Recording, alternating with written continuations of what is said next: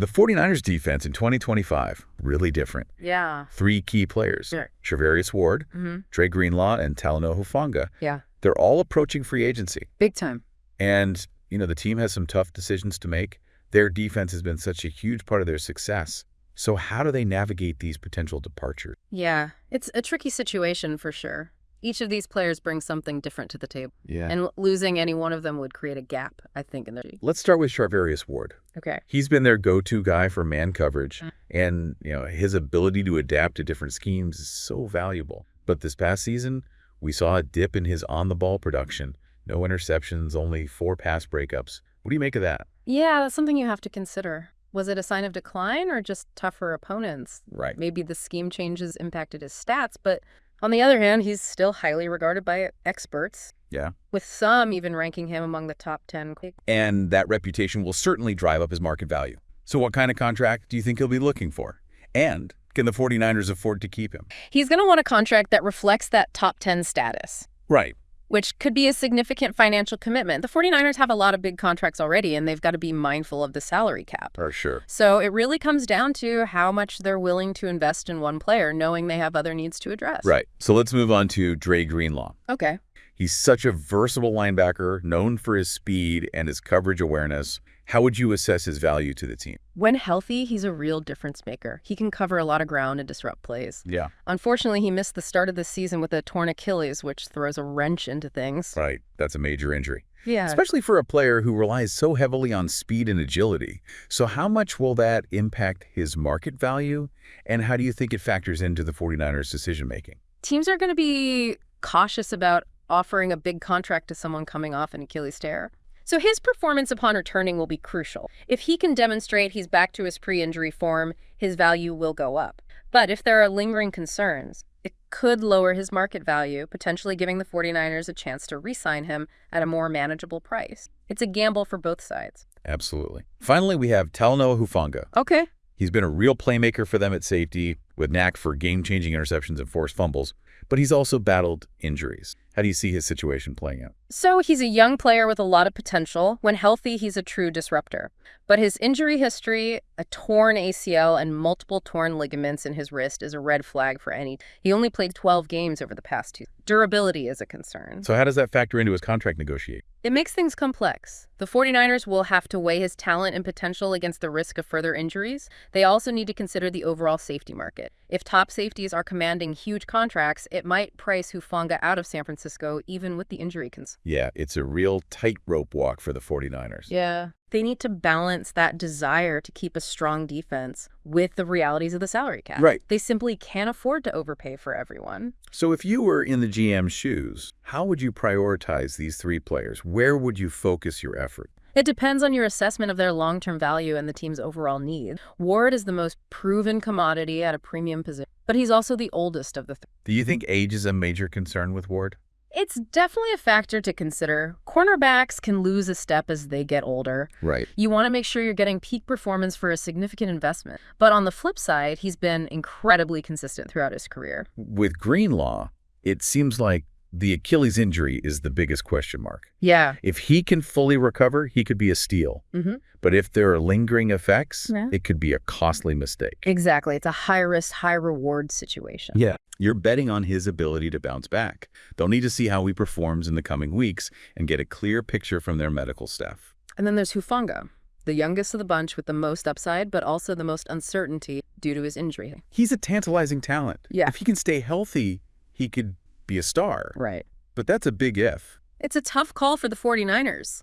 Do they go for the sure thing with Ward, gamble on Greenlaw's recovery, or roll the dice on Hufanga's potential? It seems like there's no easy answer. Not at all. It's a complex equation with a lot of variables. They'll have to weigh the financial implications, the player's potential, their injury histories, and their fit within the team's overall defensive. So let's play out some scenarios. What are the potential consequences of losing each of these players? Let's start with Ward.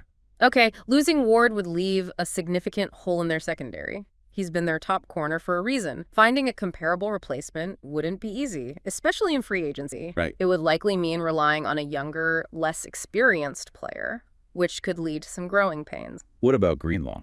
How would his departure impact the defense? Greenlaw's speed and coverage ability are valuable assets in their defensive scheme. Losing him would weaken their ability to defend against tight ends and running backs coming out of the backfield. They'd need to find someone who can fill that void, which might require a draft pick or a free agent signing. And lastly, let's consider the impact of losing Hufanga. Hufanga's playmaking ability is hard to replace. He has a knack for creating turnovers, which can be a game changer. Losing him would mean losing that disruptive presence in the secondary. They'd need to find someone who can generate similar impact plays. It sounds like the 49ers are facing a real challenge in trying to retain all three of these players. They are. It's a testament to the talent they've accumulated on defense, but it also creates a difficult situation when it comes time to pay the piper. The salary cap is a real concern. So what are some strategies the 49ers could employ to try to keep at least two of these players? Well, they'll need to get creative with their cap management. That could involve restructuring some existing contracts to free up some space, potentially extending players to spread out the cap hit,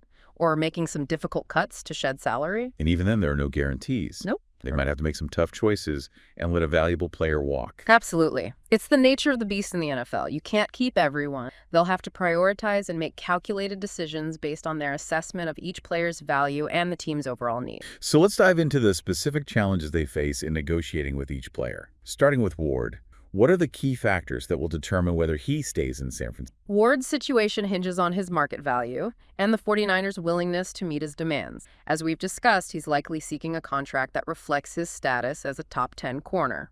Do you think the 49ers are willing to pay top dollar for a cornerback who's approaching 30? It's a gamble. They have to weigh his consistency and experience against the potential for decline. They also have to consider whether that money could be better spent elsewhere, perhaps, on a younger player with more upside. Now let's shift gears to Dre Greenlaw. What are the biggest hurdles in his negotiation? Greenlaw's situation is complicated by the Achilles. Yeah. Teams are going to be hesitant to offer him a big contract until they see how he recovers. His performance upon returning will be crucial in determining his market value. Do you think the 49ers are in a good position to negotiate a team-friendly deal given the injury uncertainty? It's possible. If other teams are hesitant, the 49ers might be able to leverage that to their advantage and sign him at a lower price than he might have commanded before the injury. But there's also the risk that he comes back strong and his value skyrockets, putting him out of their price range. Finally, let's talk about Hufanga. What are the key factors that will shape his contract discussion? Hufanga's negotiations will center around his injury history and the overall safety market. Teams will want to see a commitment to staying healthy and consistent production. They'll also be looking at what other safeties are commanding in free agents to gauge his market. Do you think the 49ers are willing to invest heavily in a safety with his injury track record? It's a tough call. They love his playmaking ability, but they also know the risk involved. If other teams are offering big money, it might force the 49ers to make a difficult decision about whether they're willing to compete or move on to a more affordable option. It's a delicate balancing act for the 49ers. Yeah. They want to maintain a strong defense, but they also have to be responsible with their resources. Exactly. And their decisions on these three players will have a ripple effect for years to come. It'll be fascinating to see how it all plays out. Their choices will reveal a lot about their team-building philosophy and their assessment of their current roster. It will. These are pivotal decisions for the franchise. It's decision time for the 49ers, and their choices will shape the future of their defense. They have a lot to consider, and their decisions will have significant implications for their pursuit of a champion. So it seems like the 49ers have a real puzzle to solve this offseason. Yeah, they do. It's not just about fitting the pieces together for next season. It's about building a sustainable defense for the future. So how do they balance those short-term and long-term goals? What factors should they be weighing as they make these decisions? Well, you start by evaluating the core of your defense. Yeah. Who are the foundational pieces you can build around? Right. Is Ward still that lockdown corner for the next few years? Right. Can Greenlaw return to form and be a reliable presence at linebacker? And can Hufanga stay healthy and reach his full potential? It's almost like a risk assessment for each player. Exactly. You're weighing the potential upside against the potential downside. With Ward, the risk is age-related decline. With Greenlaw, it's the uncertainty of... And with Hufanga, it's the injury history. You have to factor that into your contract negotiation. And you also have to consider their fit within the team's defensive scheme. Absolutely. Each player has strengths that align with the 49er system.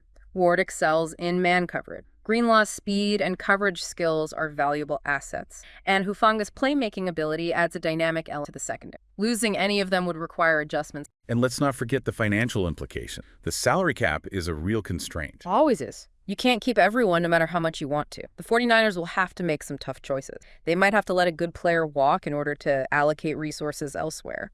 So what's the most likely scenario here? Do you see them keeping all three, or are some departures inevitable? It's hard to say for sure, but I think it's unlikely they can afford to keep all three given their current cap situation. They'll probably have to prioritize one or two and let the others test. So if you were advising the 49ers, what would your recommendation? Which player or players would you prioritize? That's a tough call. I think it depends on their assessment of Greenlaw's recovery. If they're confident he can return to form, I'd prioritize him.